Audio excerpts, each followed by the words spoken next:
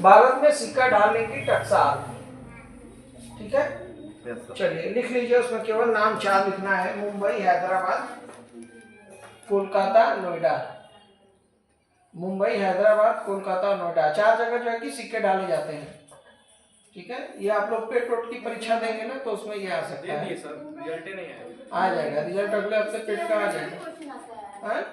इसके अंदर से भी क्वेश्चन आता है कि मुंबई, हैदराबाद, कोलकाता, ये सब नहीं, पीछे ये सब नहीं आएगा, ये सब आता नहीं।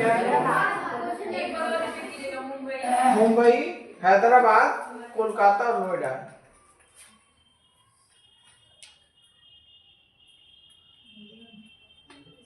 मुंबई, हैदराबाद, कोलकाता और नोएडा। ठीक है, 4 जगह सिक्के ढाले जाते हैं। ठीक है, चलिए अब लिखिए नोट छाप खाना। हाँ,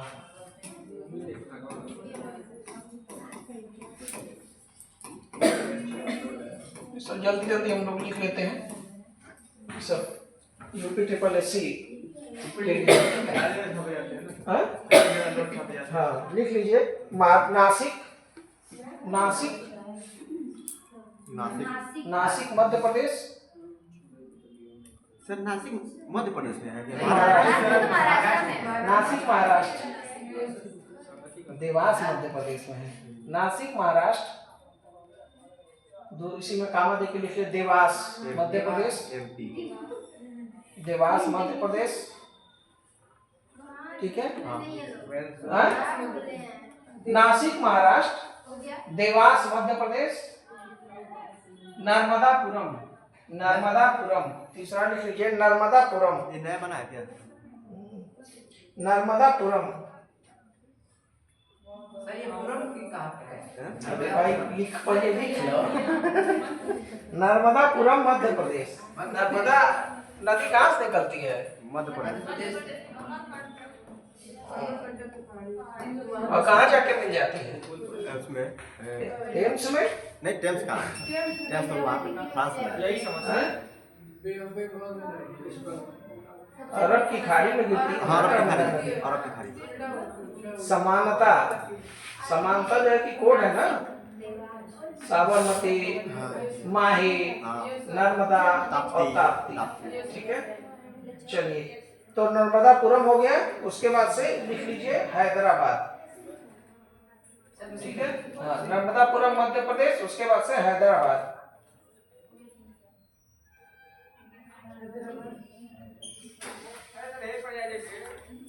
ठीक है, चलिए अब जो है कि एक छोटा सा हेडिंग दे लीजिए, बैंक बोर्ड ब्यूरो।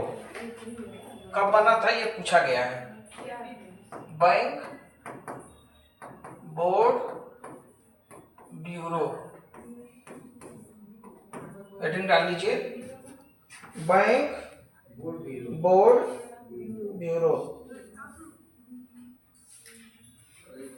इसमें लिखिए पहला पॉइंट,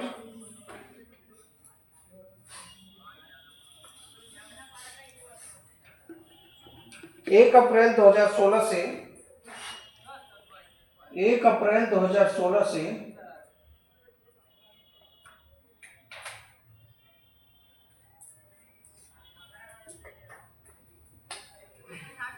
एक स्वायत्त सलाहकारी निकाय के रूप में, एक स्वायत्त ऑटोनोमस स्वायत्त सलाहकारी निकाय के रूप में स्थापित।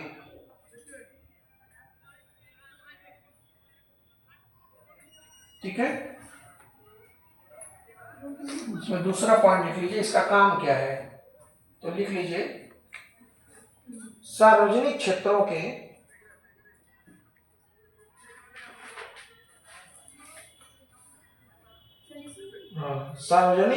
के बैंकों, दूसरा पॉइंट, सार्वजनिक क्षेत्र के बैंकों, ये पूछा गया प्रश्न है यूपीएससी 2022 का। सार्वजनिक क्षेत्र के बैंकों के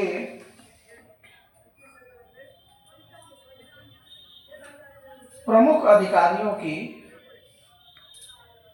नियुक्ति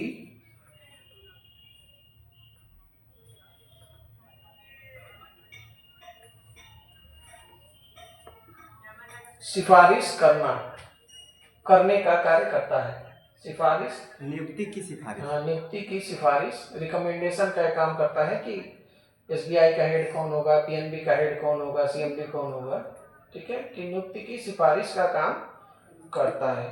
ठीक है, तीसरा पॉइंट लिख लीजिए। सर इसके पास तो पूरा बायोडाटा होगा ना सबका, हाँ। जिसकी सिफारिश करते हो। जैसे फॉर्म भरते हैं ना नौकरी के लिए, हाँ। ऐसे ही तो सब लोग फॉर्म भरते हैं ना कि हम मुझे पीएनबी का हेड बनना है, तो फॉर्म भरेंगे। बैंक के कर्मचारी, सीनियर कर्मचारी हैं, उनका सब ऐसे होता है। ठीक है, तीसरा लिख लीजिए। इसके अध्यक्ष की नियुक्ति एक होता है कैबिनेट कमेटी एंड अपॉइंटमेंट, ठीक है, उसके द्वारा की जाती है। तो इसके अध्यक्ष की नियुक्ति भारत सरकार द्वारा, ठीक है, ब्रैकेट में लिखिएगा कैबिनेट कमेटी, ऐसे लिख लीजिए, कैबिनेट कमेटी, हाँ, ऑन अपॉइंटमेंट्स, लाइट आ गया, अपॉइंटमेंट हिंदी में ऐसे लिखेंगे ना, हाँ, ऐसे लिखेंगे ना। इसको कर सकते हैं नियुक्ति पर, थोड़ा सा फील नहीं आता है इसको हिंदी बोलने में, और ऐसे बोलने में अच्छा लगता है, कैबिनेट कमेटी यानी अपॉइंटमेंट्स, ठीक है, नहीं तो नियुक्ति पर कैबिनेट कमेटी, ठीक है, तो थोड़ा सा अच्छा नहीं लगता है, भूल भी जाएंगे। ठीक है, ब्रैकेट बंद कर लीजिए, की जाती है।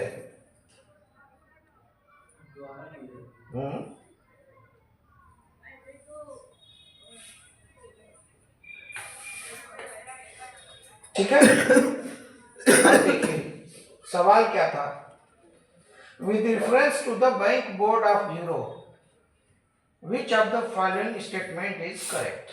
ठीक है, बैंक बोर्ड ब्यूरो के संबंध में निम्नलिखित में से कौन सा कथन सही है। ठीक है, पहला है कि governor of RBI is the chairman of bank board bureau. RBI का जो गवर्नर होता है बैंक बोर्ड ब्यूरो का अध्यक्ष होता है। क्या है? गलत। ठीक है, उसके अध्यक्ष की नियुक्ति भारत सरकार द्वारा कैबिनेट कमेटी एंड अपॉइंटमेंट से माध्यम से की जाती है। ठीक है, चलिए उसका दूसरा क्या है, bank board bureau recommends for the selection of head of the public sector banks.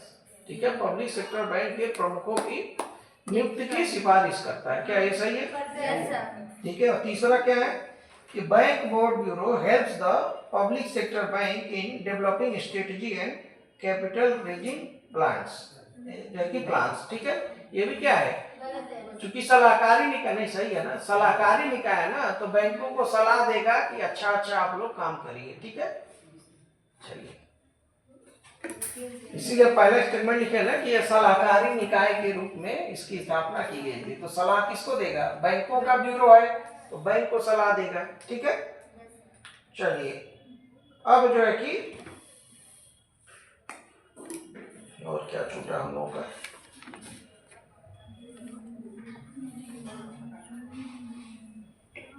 अच्छा आरबीआई को कितने रुपए तक का नोट छापने का अधिकार है?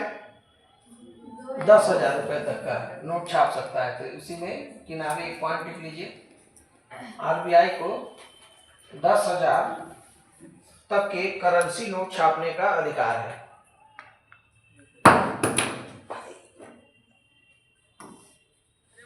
आरबीआई को 10,000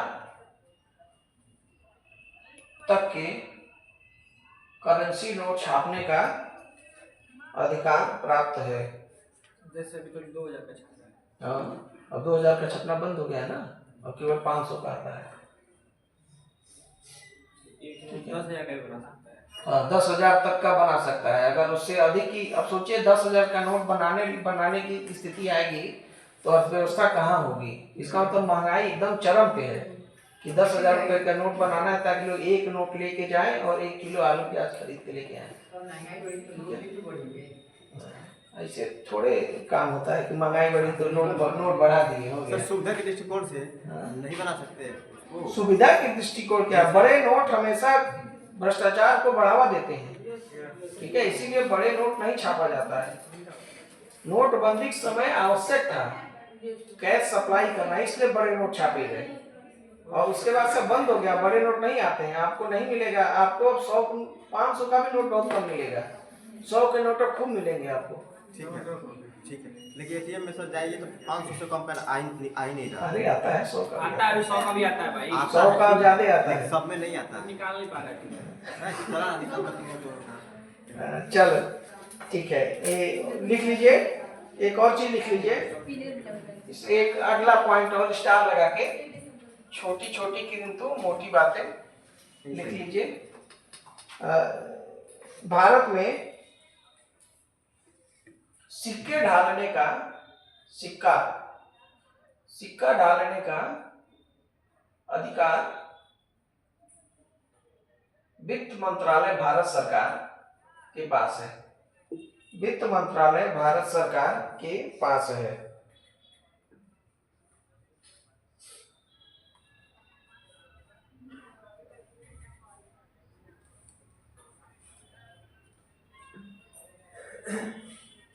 ठीक है, हो गया। चलिए, और 1 रुपए के नोट पे किसका हस्ताक्षर होता है, हम लोग पढ़े थे, वित्त मंत्रालय के सचिव का। ठीक है, ये हम लोग पढ़ लिए थे। सेवा कर हम लोग पढ़ लिए हैं, रंगराजन समिति। ठीक, अब एक छोटा सा हेडिंग डालिए, इनसाइडर ट्रेडिंग या इनसाइड ट्रेडिंग, ट्रेडिंग कर रहा हूँ, ट्रेडिंग, इनसाइड ट्रेडिंग। सब मिसलेनियस हम लोग कंप्लीट करते हैं, फिर हम लोग कल से एकदम फ्रेश टॉपिक शुरू करेंगे। इनसाइड ट्रेडिंग, ठीक है। इसमें लिख लीजिए, किसी इनसाइडर द्वारा, इनसाइडर कौन होगा, किसी कंपनी का आदमी या जो भी अंदर के लोगों को ही तो इनसाइडर कहते हैं ना। किसी इनसाइडर द्वारा कंपनी की आंतरिक जानकारियों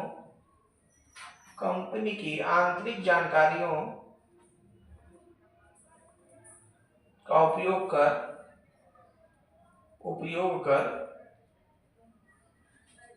अनुचित लाभ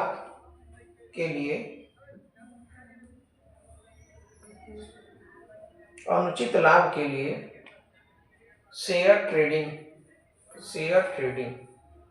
ठीक है।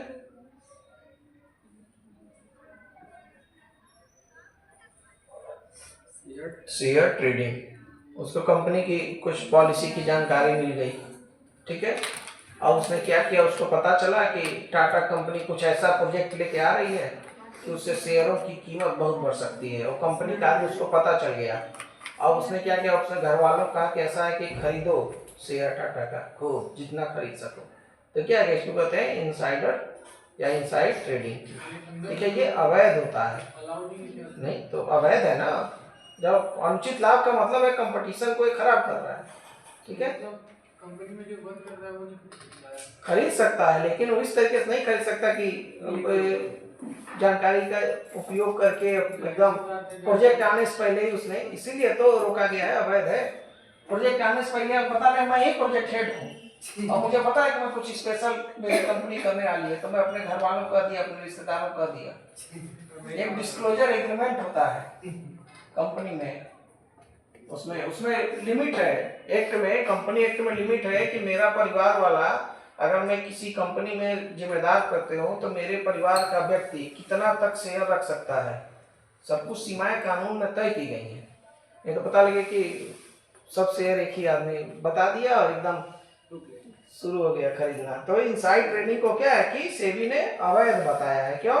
क्योंकि ये प्रतिस्पर्धा को जो है कि क्या करता है, खराब करता है, ठीक है, और निवेशकों के हितों को नुकसान पहुंचाता है, ठीक। हाँ, हमने जब लिख लिया ना अनुचित लाभ के लिए, तो कोई भी लाभ अनुचित है इसका मतलब वो अवैध है, ठीक है। चलिए, और दूसरा लिख लीजिए गिल्ट एज्ड बाजार, गिल्ट, हाँ एज्ड बाजार,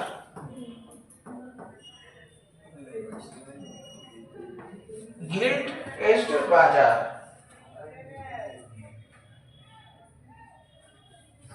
मतलब दीवानी लिख लीजिए गिल्ट, अभी समझ में आ जाएगा क्या है सर इसका मतलब गिल्ट। अरे मतलब क्या, अब इसका नाम का क्या मतलब होगा? नाम से प्रेजेंट नाम है, नाम रखा गया है और उसमें क्या, अब आरबीआई के नाम का क्या मतलब होगा? Reserve bank of India. नहीं सर गिल्ट मतलब होता है नहीं वो वाला गिल्ट, गिल्ट फील नहीं करना। चलिए लिखिए, अभी समझ में आ जाएगा। रिजर्व बैंक के माध्यम से, रिजर्व बैंक के माध्यम से, हाँ, रिजर्व बैंक के माध्यम से सरकारी एवं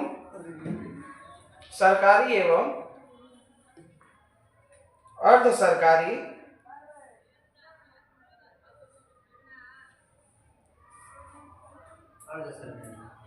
सरकारी प्रतिभूतियों, ये खूब पूछा है ये प्रश्न, गिल्टेज बाजार, प्रतिभूतियों का विक्रय। ठीक है, ठीक है, जहां सरकारी प्रतिभूतियां बेची जाती हैं उसको कहते हैं गिल्ट एज्ड बाजार। ठीक है, इसको जो है गिल्ट फील करने वाले ये नहीं है। चलिए अब जो है कि लिख लीजिए बुल एंड बियर। क्या सर? बुल